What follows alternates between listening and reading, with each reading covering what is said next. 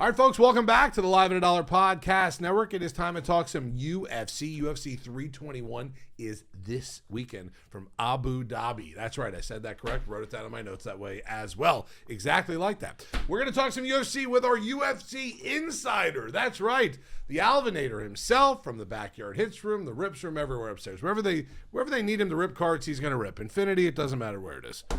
First off, you know how I do it every time. Welcome back to the yard. We appreciate it. As always, it's an honor to be here. This is one of my favorite places to be on the whole entire planet. We appreciate and here we that. are, ready to break it Me down. and Kobe really appreciate that. We tried to clean up the room a little bit for you. Yeah. I was for you.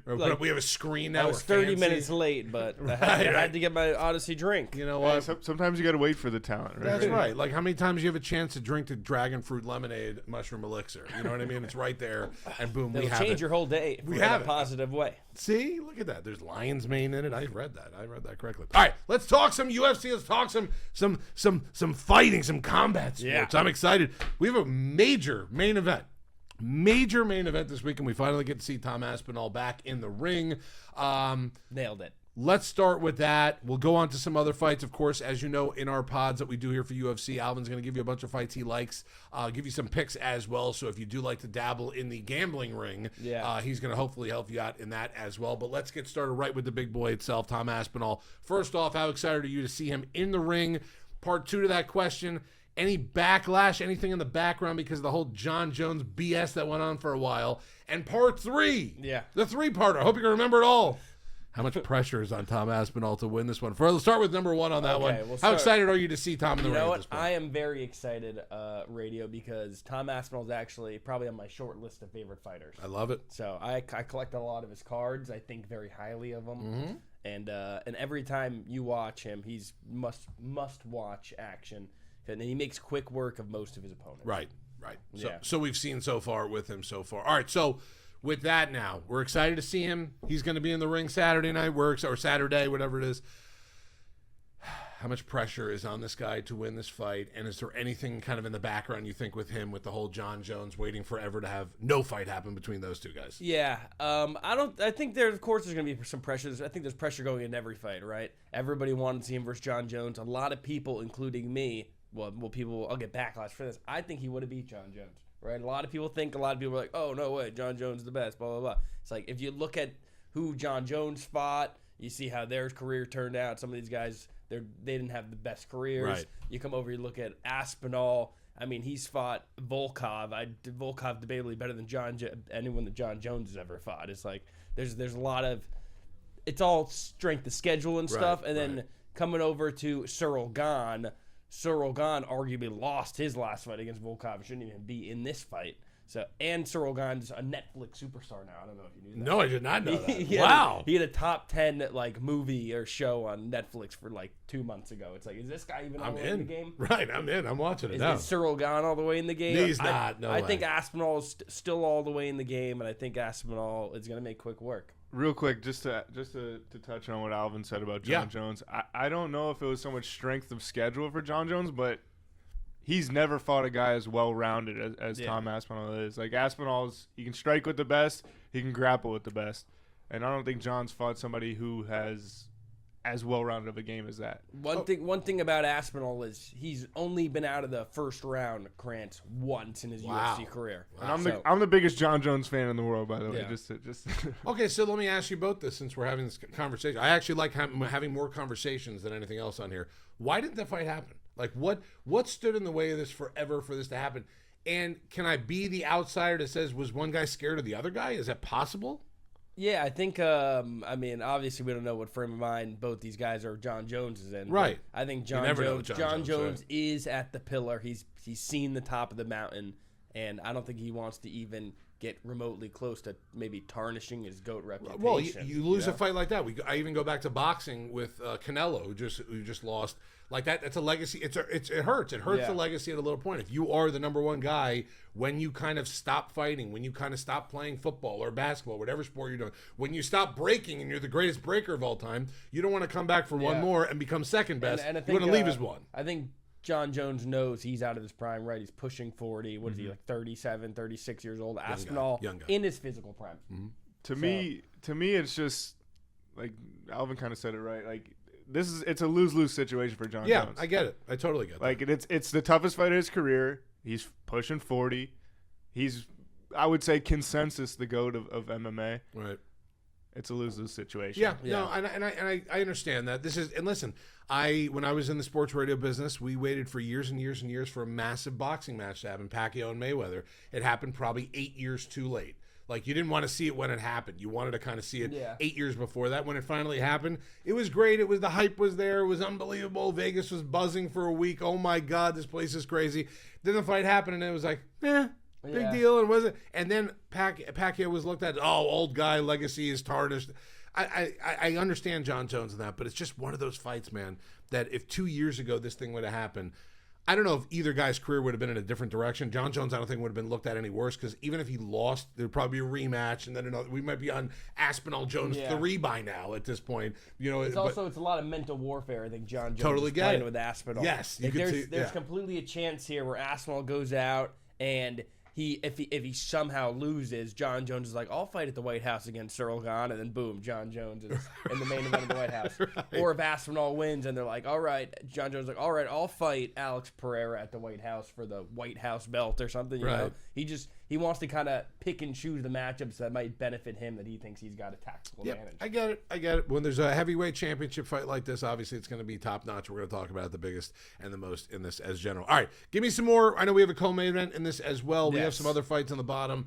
Not in the main event What a great thing I'm we telling got you, here. we've upgraded our room. People who don't know who watch our podcast. If you're listening, you're not going to see any of this, so it doesn't matter. But if you are watching this, we got the Tapology up radio. We have it all up in front of us right now. So if you do see me or Alvin not staring at the camera and looking, we are not staring into Kobe's eyes, even though he is a beautiful individual. We are looking at the TV screen. So what else we got here, Alvin? Let the people know. So we have, let's say this one together on the left. Can you see it? Yes, I can. Virna Jandiroba. Boom! Wow. Well, Jandiroba. Like you're Portuguese. You nailed it. Try my best. Here we go. So this is a strange one. I think this is one's closer to like a pick'em line. I mean, Virna Jandiroba has seemed to steamroll everyone she's versed recently. Mackenzie Dern's went through the ups and downs with injuries. Right. With she's been knocked out on the feet. Like, and a lot of people here are picking Mackenzie Dern. I think she's got good volume. I think what it is Jandiroba is really good on the ground, and people think Dern is really good on the ground as well, and she'll be able to counteract that. But I like at the line, it's a close line.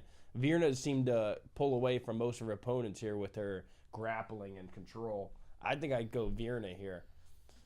Dern does hold a win over Virna in 2020. In 2020. Wow, it seemed like a million years ago at this point. Dern is minus 155 in this fight as well. Okay. This just seems like a fight where if this gets to the ground, Dern will sit on her back for 25 minutes. Yeah, and it's like the later. It's a matter of getting there. People think the later it goes, it's better for Dern because Jandiroba hasn't really been in these 5-round fights. Right. So I don't know. I think it's a Jandiroba play for me. And a little fun fact about Jandiroba. Let's hear it. She looks a lot like Rob Schneider, so she's always gets my. I'm not sure if that's a good or bad thing. Oh my God, she does look like Rob Schneider. Oh my God, you can do it. Well done. Oh, I'm betting on her.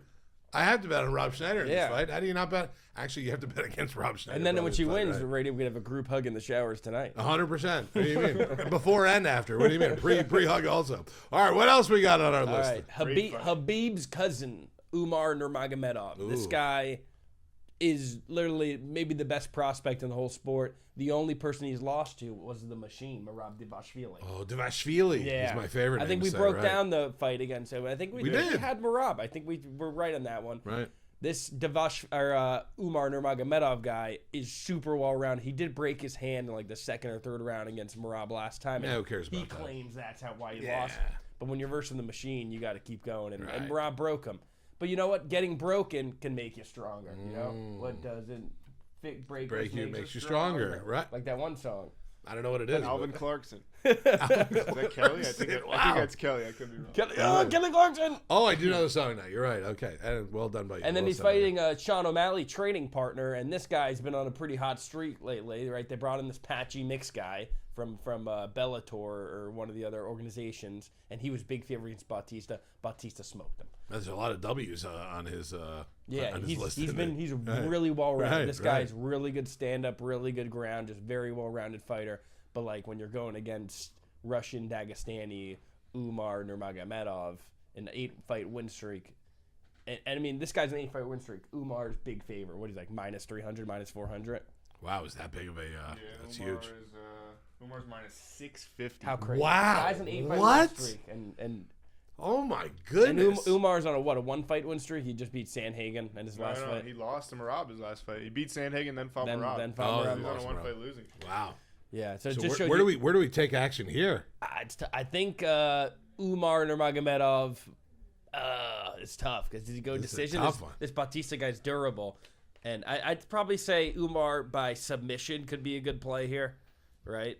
You want to try to get that minus 650 down. This guy's legit. This guy's like He looks legit. If anyone's gonna beat Merab, everyone seems to think it's gonna be this guy. And if this guy, right, you lose to Merab once, maybe you come up with a better game plan going forward. Maybe the handbrake did affect the fight a lot against Merab. So I do think Umar Nurmagomedov wins here.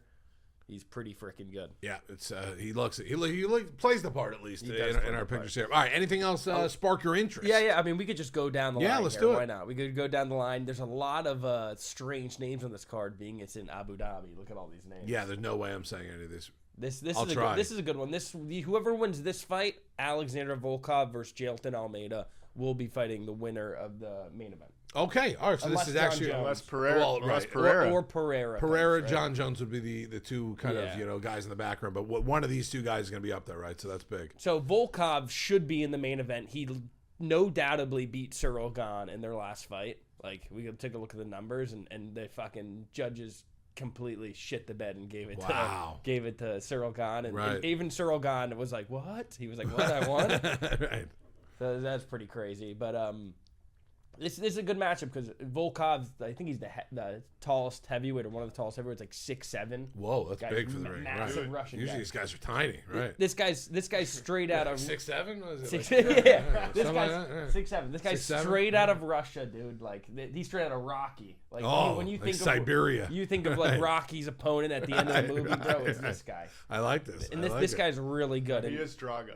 he's Yeah, he's Ivan Drago. Yeah, Right, that's, we'll take that's that. his name, Right. Drago. That's it. So he's really good boxing, really good leg kicks, and he's for being a 6'7", he's really good on the 6'7", ground too. So People are going to hate. So bad, right? Right. that's a good clip right there. I did. Right. Jailton Almeida, on the other hand, this guy is just like he's a freaking submission expert. This guy's he's gonna just go back to the well of taking you down, trying to submit you, but he's come up short before because all this trying to grapple might gas you out. Right. Fighting Volkov, who I rate as probably the second best heavyweight in the world after Aspinall at this current moment. I really do like Almeida, the guy he's fighting. I think I got a lot of cards of him too.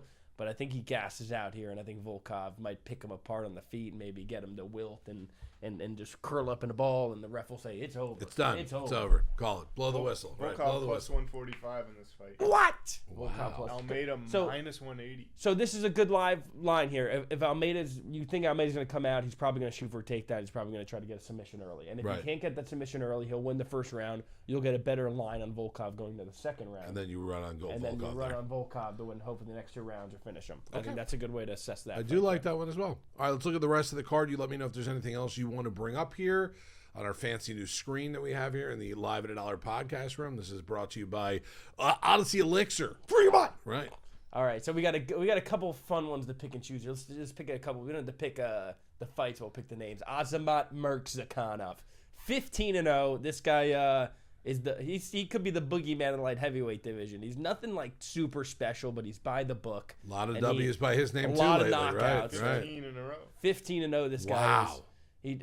He's a 5'10" light heavyweight, so he's going against a 6'5" guy. But like he's really good stand up and really calculated. This guy he gets finishes, man. He just finds a way to win. So I think he's always one to watch. I'm sure I think this was a pick 'em too. So it's like, Yep. how do you have a guy who's 15? Closest fight of the card. How do you have a guy who's 15-0 who's just been finding a way to win every time he goes out there, and he's And he fighting can this. pick against him. He's right. fighting this Rakic guy who always gets hurt. He's always getting hurt between every fight. He's never winning.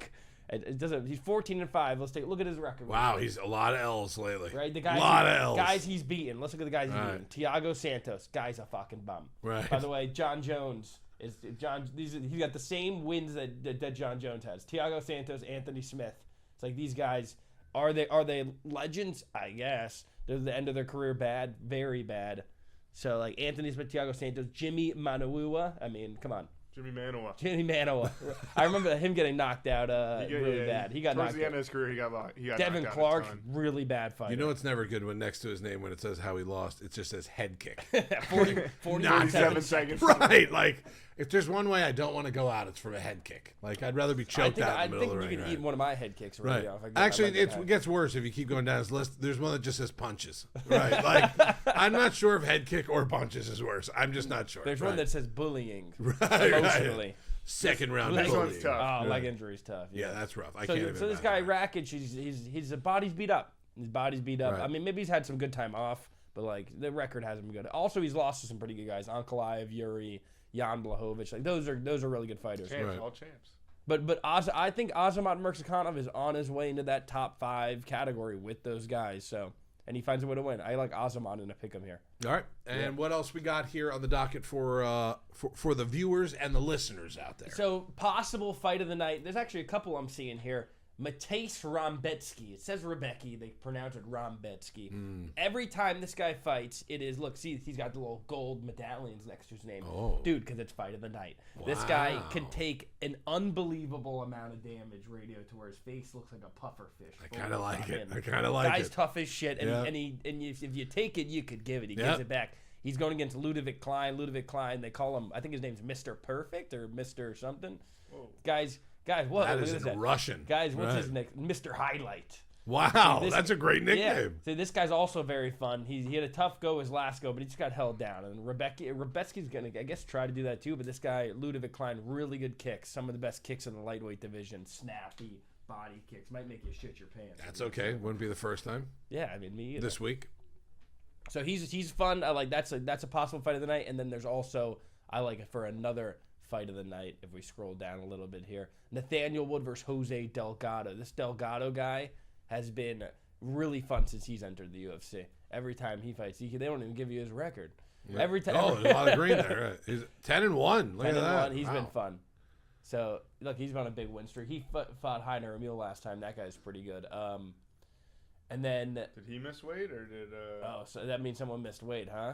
It looks like it. Wow. Let me check. I'll get back to you on that. All right. And- We'll do our little double check. And then there's the Beast Boy Chris Barnett fighting. This guy's heavyweight. He's like 5'8" or something. Look at this guy. Oh, I like this guy. He does backflips. Yeah, look at this guy, the Beast Boy. Oh, I like him. He's not a great fighter. Not a lot but of green in there, but Not I a kind of great- like that, right? Not a great Martin fighter. Boudet. I see Martin Boudet's name in there. Yeah. Yeah, let's Boudet go. beat him. I know. Let's go. Shout out to Boudet. What's up? Bring Boudet back.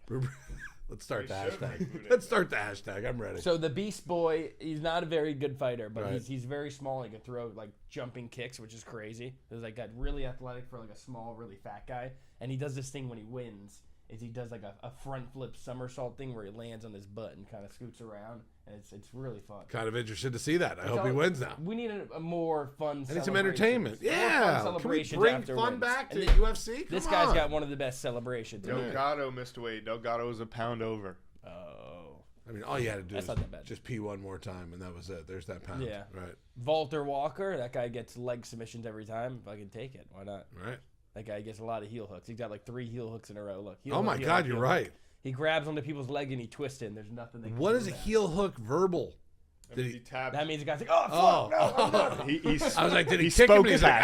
ah, and that was it. Yeah, He's, he's out. pulling his leg and he's saying, I hate you. Right. I hate you. He's like, I quit, bro. I can't take this anymore. It's verbal abuse. I'm out. I'm out. Oh, I kind of like this. He's got heel hook, heel hook, heel hook, Right. retirement. There's down there. He made a guy Wow. retire. He made a guy Alex Michelson. retire. Legend. I interviewed That's- Alex. That's pretty interesting. Nice guy. I like that. All right, so what else we got? We got anything else we want to talk about here on the UFC preview? I can talk about any fight for Davis I know Radio. you can. What else? All right, so our best bets so far, you've thrown a bunch out there. Is there anything else good bet-wise that you see on here, any value? Let's take a look here. Let's Main take a event? look here. Put those goggles on real I quick. think Mitch Raposo's pretty shit. I think you take the Kazakhstan guy. Kazakhstan guys are pretty good. All right. Maxim. He's lost 2 back-to-back fights, but I really Tough guys, though. he's fought 2 tough guys. Yeah, Somebody missed weight also. Let's see. Mitch Raposo, Wow. 1,000%. Kazakhstan guys don't really miss weight. Let's hope you're right. He's gonna be That's I've got- All right, one other question while we're waiting for the weight thing. Fabricio Nunez, what's a Brabo choke? Bravo. I don't even know what a Bravo Come on, you're choke the is. UFC expert. I need answers. I do not even know what a I Bravo need choke answers. is. Oh, I Alex, need Do you know what a answers. Bravo You're choke is? wrong. You're wrong. Wow. Moxham came in 3 pounds over. Oh my god. Wow. That's a cheeseburger extra right there. So, do you know what a Bravo choke is, Kobe? I've seen it a couple of times. I'm pretty sure it's like it's like a Darce, no? Okay, that sounds familiar. Can we pull up a Bravo choke? Yeah, we can. Let's pull up a Bravo. I might want to see it now. I got to see what a I could be Bravo wrong. choke is. Let's pull up a Bravo Barcelona. Sounds like a nice place. Bravo alligator. Wow. What? Okay, that's good. It's like an alligator type submission, maybe. Yeah, that's Okay. why they call it that. We'll Yeah. take that. Okay. All right. Why don't they just call it Dars then? Next week we're gonna try Like a Bravo variant chokes of here. a Let's bring some co-pilots in here and do some Jasmine Bravo chokes on the Jasdovikas did it. co-pilots. Oh yeah, Bravo choke. Right. Big Al, come here. Someone go get Big Al. We can do Bravo chokes on Big Al. Right? Alvin's gonna test out his jiu-jitsu. Right. That's it. We're gonna just listen. We got a place right here down the street. I if don't you know really if I wanna can try do it. a Bravo choke. I limit to guillotine, a triangle choke, rear naked. Those are my 3 bugaboos. If I'm not gonna do something rear naked, I'd rather do a Bravo choke. I'm not gonna lie to you on that one. What, But- you want to talk Bravo's- about the main event? real Bravo kind of sounds like the when you go to those Vietnamese restaurants and you get those teas with the balls in them. Can I have one of those? Can I have one of those Bravo teas, please? Strawberry, also, if you can. What, All right. what about the So main event? So the main Drop event's a back pick here. for What, you? give me a betting line. Give me some Yeah. on the top So- two. Even on the top two of the co-main events. What are the last 2 things we're going to let people hear or listen to or see, betting wise, for the top 2 ones here? It's the main event's a tough one because Aspinall's like minus 400, and anytime you're dealing with heavyweight and someone's minus 400, it's like you always want to kind of swing the other way. But Cyril Gane, is he in the game? He's literally a Netflix superstar. That's it. He's literally a Netflix superstar. So I think we take Aspinall. I think you could get a submission or a knockout. You take him inside the distance, Aspinall. You could take him round 1 finish, whether it's submission or KO. I think that's a good way to. Or you just take If you want to get risky, get the big money. You take first round finish. You want to be a little bit safer. You take Aspinall just by finish. You want to get real crazy. Yeah, if I can take Cyril Gane money line and clinch your cheeks. That's I like to do that. Aspinall in round 1. Aspinall round plus 1. 200. Yeah, I mean that's. Okay, so that I'm looking for value. You just gave it to me right there, and that's good enough for me. Of course, obviously, if you want to go long shot wise and go with the plus whatever it is for our not Aspinall in this fight. It's that's a one classic thing, right? England versus France, a tale of all freaking rivalries. Wow, huh? big European matchup Big here European matchup. for Europe. in the Middle East. Right, in Abu Dhabi. Abu Dhabi. I almost said it wrong there. All right, one more for the Derm fight. What do you like here at the co-main event? Just betting wise, and then we could leave it. I'm excited for this fight. Yeah. I'm really excited for 321. It's a tough one. It's a tough one here. I think you just take Jan Jaroba money line. I think she should be favorite. I guess Dern's got good volume. She's very good to counteract on the ground. But I mean, it's like how bad does she want it? Rob Schneider wants it. Yeah, it Rob just looks Schneider like will it. be in any picture possible. Of you know? course. Rob Schneider will do the role. Will Mackenzie Dern fill the whole role? No, but Verna Jandiroba will do the role to the best of her ability. I'm taking Rob Schneider. We'll take Rob Schneider to the house. Rob Schneider money line, and you parlay it with Aspinall by finish. And you want to get crazy, you throw Alexander Volkov, who's also an underdog, which makes no sense. I like it. All right, that's good stuff there. UFC 321 is coming up this weekend. Big main event here. Aspinall finally fighting here. Heavyweight championship on the line. It's going to be a lot of fun.